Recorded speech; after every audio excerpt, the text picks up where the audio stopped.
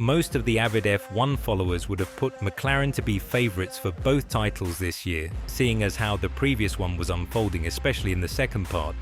But who would have predicted that Oscar Piastri, out of the two drivers, would have held his own after 2 races and be a real threat to Lando Norris? Granted, it's only 2 races, but Piastri in China showed that Norris will not be favoured by McLaren this year, even if maybe the more talented of the two.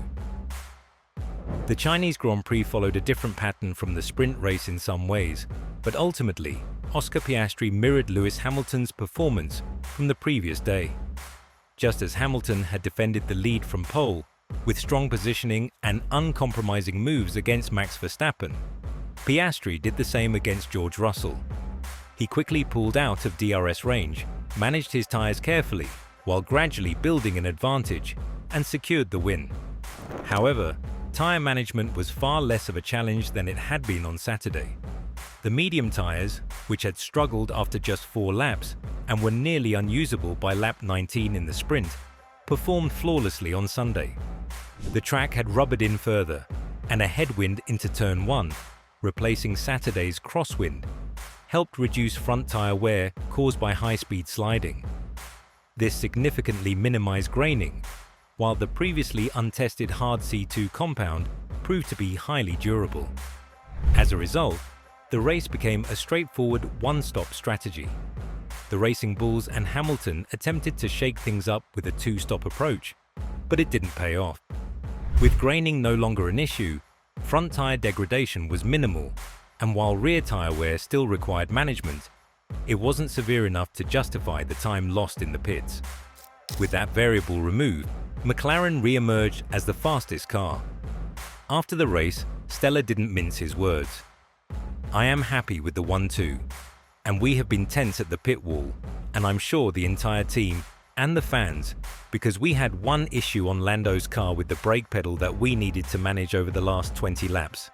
Lando and the team did a very good job in being in the loop as to how to adapt the driving style to this kind of problem, which then got worse and worse through the race, and put the entire result at risk, which is obviously just not acceptable from a reliability point of view. We need to do better, and this will be one of the points that we will definitely re-emphasize to the entire team that have worked at an incredibly high level, but we cannot have issues that put these sort of results at risk." But both teams made adjustments for Sunday. McLaren's worked, Ferrari's didn't, and while having most of the field on the same game plan, removed the jeopardy of a finely poised strategy game to make Piastri's day simpler, the change in tyre performance potentially brought a different threat to his win, from teammate Norris. On Saturday, when front graining was the main issue, Lando Norris seemed disheartened and resigned to a tough race. "Whenever we have graining, I really struggle personally," he admitted after finishing 8th in the sprint. He elaborated on Sunday, saying, "I just can't drive a car with no front end when it becomes too understeery." Norris's natural driving style involves more overlap between braking and cornering compared to Oscar Piastri's more direct approach. This means he places a greater load on the front tyres during corner entry, which proved costly on a circuit where long corners and a rough new surface were already causing severe front graining. As a result, Norris started the race by attempting to adopt Piastri's driving style. However, with the track rubbering in by Sunday and graining no longer a major concern, Norris quickly regained confidence. "I felt a step behind on Saturday," he reflected, "but today it came to me, and I think I had the best pace of anyone out there. Even in Oscar's dirty air, I still had the speed." This season continues to highlight the importance of qualifying and securing front-running positions from the start. Running in traffic not only leads to battles, but also quickly degrades both car performance and tyre life. The sprint race reinforced this, with Lewis Hamilton winning from pole, while his rivals simply couldn't get close enough to mount a challenge. The one hope for McLaren's competitors is the car's unpredictability in qualifying. It appears to be on a knife edge, making it easy for Piastri and Norris to make mistakes, which could prevent them from constantly locking out the front row. One particularly reassuring aspect of McLaren's performance is how composed their drivers remain on the radio. Even when Norris encountered a brake issue, he stayed calm, letting the car do the talking rather than forcing it into submission. And we have to mention Piastri. To be honest, I initially had doubts about McLaren's decision to hand him a long-term extension. It felt like a top team committing to a driver without fully asserting its position of strength. Piastri's 2024 season wasn't bad, but some of his underlying weaknesses, his poor qualifying record against Norris and struggles in tyre-limited races, were somewhat hidden by his sharp race starts and mental consistency. The 2025 sample size is still small, and Shanghai may have exposed Norris more than most tracks will, but Piastri appears to have taken a significant step forward in addressing last year's concerns. His strengths remain intact, while his weaknesses seem less pronounced. After Australia, many people had the impression that if this became an intra-McLaren title fight, Norris had been handed a huge points advantage he didn't even need. But Shanghai suggested otherwise. He did need it. Piastri now looks like a legitimate title contender, and, in hindsight, a very smart long-term investment by McLaren. And then you have the other teams, because Max Verstappen can never be written off.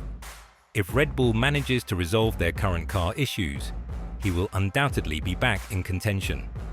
George Russell could also emerge as a threat if Mercedes makes a performance leap, given how well he is driven in the first two rounds. Meanwhile, Lewis Hamilton and Charles Leclerc can't be ruled out either, provided Ferrari can sort out their inconsistencies and avoid costly mishaps like disqualifications. Yes, Lando likely wouldn't have won even if his car had been without issues. His overall weekend was marred by small errors, a recurring issue since Oscar Piastri joined as his teammate in 2023. In their view, Piastri appears mentally stronger, and while his mistakes in Australia were understandable given the wet conditions, Norris's errors in China, on a dry track, were less excusable. Also, Piastri's side of the garage operates more smoothly, with a sharper and calmer approach compared to Norris's team.